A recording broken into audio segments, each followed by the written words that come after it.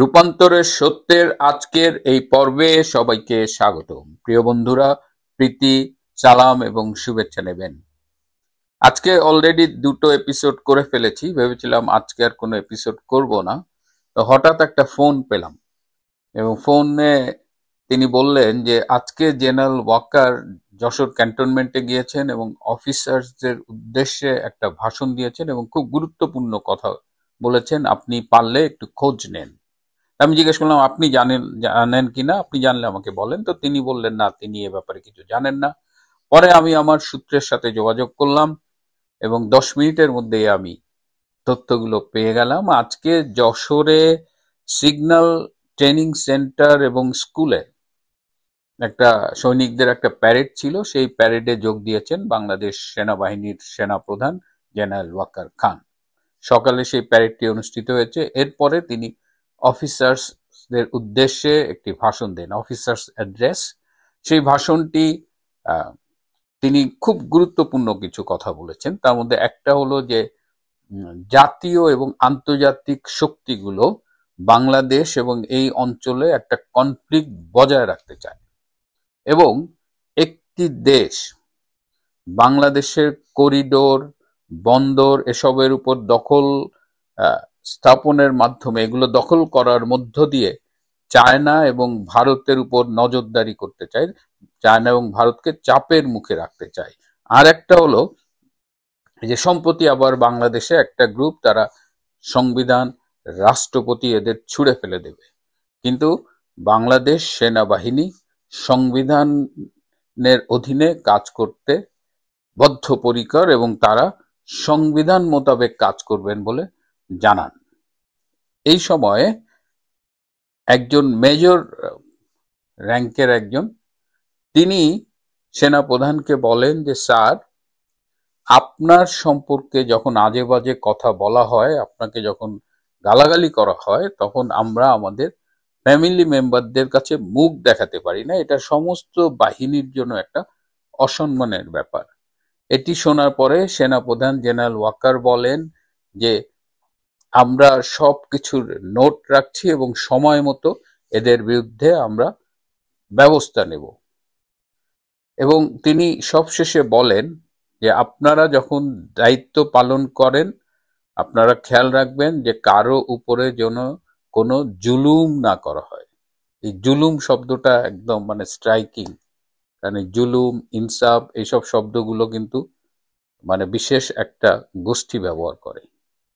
তো এই ছিল মোদ্দা কথা তার আজকে অফিসারদের উদ্দেশ্যে প্রদত্ত ভাষণের মানে নির্যাস। এই ভাষণটি যদি আমি আজকে প্রথম শুনতাম বা এই তথ্যগুলো প্রথম পেতাম, আমি খুব মুগ্ধ হতাম এবং বলতাম যে বাহ, সেনাপ্রধানরা বাঘের বাচ্চা। কিন্তু জেনারেল ওয়াকার খান এই কথাগুলো এতবার বলেছেন এবং তিনি রাওয়া ক্লাবে সেই বিডিআর হত্যার অনুষ্ঠান, সেই হত্যার স্মরণে যে অনুষ্ঠান, সেখানে বলেছিলেন। আর এই যে এবং তিনি করিডোর বন্দর এ ব্যাপারে কিন্তু আজকেও বলেছেন যে করিডোর বন্দর আমরা কাউকে দেব না। হ্যাঁ, সেই এর আগেও তিনি বলেছিলেন যে করিডোর কাউকে দেব না, বন্দর কাউকে দেব না, ওইটা আজকেও বলেছেন। তো এই যে বলেন, তিনি এত সুন্দর সুন্দর কথা বলেন, কিন্তু এতবার বলেছেন, কিন্তু আমরা কিন্তু বাস্তবে তার খুব একটা রিফ্লেকশন দেখিনি। তিনি একটি দেশ যারা এখানে করিডোর, বন্দর দখল করে ভারত চায়নাকে চাপের মধ্যে রাখবে, সেই দেশটিকে এটা বুঝতে আমাদের রকেট সায়েন্টিস্ট হতে হয় না। অথচ সেই দেশের হয়েই তিনি বাংলাদেশে একটি রেজিম চেঞ্জের ষড়যন্ত্রে অংশগ্রহণ করেছিলেন। অর্থাৎ তিনি মুখে খুব মিষ্টি কথা বলেন এবং ভেজা বেড়ালের মতো, হ্যাঁ, একেবারে ভাজা মাছটা উল্টায় খাইতে পারে না, কিন্তু তার কথা এবং কাজে কোনো মিল নাই। সো এই বক্তৃতা শুনে আমাদের আর মোটেও কোনো আগ্রহ জাগে না এবং সেই পুরনো ভাঙা রেকর্ড তিনি যশোর ক্যান্টনমেন্টেও আজকে বাজিয়ে গেলেন। তারপরেও দেখা যাক কি হয়, কারণ রিসেন্টলি আপনারা দেখেছেন যে ক্যান্টনমেন্টে হাই অফিসিয়ালরা তারা কিন্তু একটা স্ট্যান্ড নিয়েছে। তারা খুব স্পষ্ট করে বলেছে, যদি ফ্রি, ফেয়ার অ্যান্ড ইনক্লুসিভ নির্বাচন না হয়, তাহলে সেই নির্বাচনে আমরা সরকারকে সহায়তা প্রদান করে আমরা বিতর্কিত হতে রাজি না।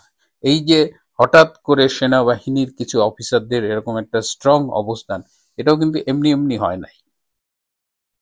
এখনকার বর্তমান রিজিওনাল রিয়ালিটি, দক্ষিণ এশিয়ার রাজনৈতিক বাস্তবতা বাংলাদেশের উপরে এমন একটা প্রেশার তৈরি করেছে যে এমনও হতে পারে যে বাংলাদেশে যদি ইনক্লুসিভ ইলেকশন না হয়, তাহলে বাংলাদেশের উপরে বহিঃ শত্রু বলেন বা বাইরের কোনো দেশ আক্রমণ করতে পারে।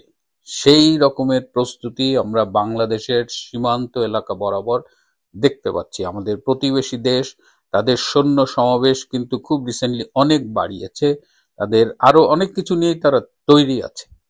সো তাদের প্ল্যান এ আছে, প্ল্যান বি আছে, কিন্তু প্ল্যান সি হলো বাংলাদেশের সার্জিক্যাল স্ট্রাইক করা। এবং আমাদের সেনাবাহিনীর কাছে, আমাদের গোয়েন্দা সংস্থার কাছে এই সব ইনফরমেশন আছে, এবং তারা ভালো করেই জানে যে বাংলাদেশ যদি কখনো আক্রান্ত হয় প্রতিবেশী দেশ দ্বারা বা অন্য কোনো শক্তি দ্বারা, এই মিলিটারি, আমাদের যে মিলিটারি স্ট্রেংথ, তাতে কিন্তু আমাদের বিপদে পড়তে হবে। এবং বাংলাদেশ আক্রান্ত হলে তখন কিন্তু আর্মিকেই কিন্তু ওই যুদ্ধে অংশগ্রহণ করতে হবে, আর্মিকেই জবাব দিতে হবে। তো বাংলাদেশ আর্মি এই সেদে পড়ে বা পায়ে পা লাগিয়ে এই ভয়াবহ মারণাস্ত্রের মুখোমুখি হতে চায় না। সুতরাং এই কারণে পুরো আর্মিদের মধ্যে একটা সেন্টিমেন্ট ডেভেলপ করেছে যে আমরা বিতর্কিত হব না, আমরা কারো রাজনৈতিক অভিসন্ধি বা পারপাস সার্ভ করার জন্য ব্যবহৃত হবে না।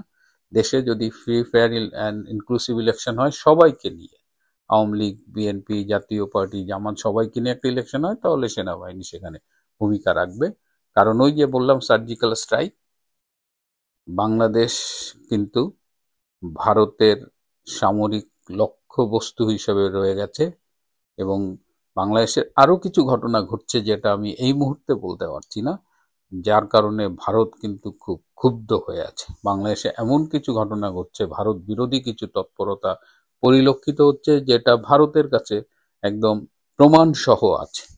সুতরাং সেই অবস্থায় আমাদের সেনাবাহিনী একটা সম্ভাব্য যুদ্ধ বা আক্রান্ত হবার ঝুঁকি নেবে না, বরং তারা চাচ্ছে যে এর থেকে যেন দূরে থাকা যায়। কিন্তু সমস্যা হলো জেনারেল ওয়াকার তিনি সব নৌকায় পা রেখেছেন। তিনি একদিকে বলছেন যে পরাশক্তি করিডোর বন্দর নিয়ে ভারত চায়নাকে চাপে রাখতে চায়, তো সেই শক্তিটা তো এখানে লুকোচুরির কিছু নেই যে তিনি আমেরিকার কথা বলছেন, আবার তিনি আমেরিকার কথায় ওঠেন বসেন। আবার তিনি যখন এই বক্তৃতাটা দিলেন, তখন কি তিনি এই সম্প্রতি স্বাক্ষরিত ভারত এবং আমেরিকার ভেতরের ডিফেন্স চুক্তিটার কথা মাথায় রেখেছিলেন কিনা, নাকি তার এই বক্তৃতার স্ক্রিপ্ট অনেক আগে লেখা, এই রেকর্ড তিনি বারবার বাজাচ্ছেন? কারণ পরিবর্তিত পরিস্থিতিতে ভারত এবং আমেরিকার যে সম্পর্ক, ডিফেন্স ট্রিটি, এবং আমি আগেও বলেছি যে রেজিম চেঞ্জের সেই পুরনো পলিসির থেকে আমেরিকার সরে আসা, বাংলাদেশে নতুন আমেরিকান রাষ্ট্রদূতের আগমন, তিনি আসবেন, এই সব মিলিয়ে কিন্তু একটা চেঞ্জ সিচুয়েশন হয়েছে। কিন্তু জেনারেল ওয়াকারের বক্তৃতায় সেই পরিবর্তনের কোনো রিফ্লেকশন আজকে দেখি। যাই হোক, তিনি বক্তৃতা দিয়েছেন সেনাপ্রধান হিসেবে, কিন্তু বাংলাদেশের ফেট কি হয়, কাজ কি হয়, সেটা সময় হলেই দেখা যাবে। প্রিয় বন্ধুরা, আজ এ পর্যন্তই। ভালো থাকবেন, সুস্থ থাকবেন, তার চেয়েও জরুরি হলো নিরাপদে থাকবেন। সবাইকে অনেক ধন্যবাদ।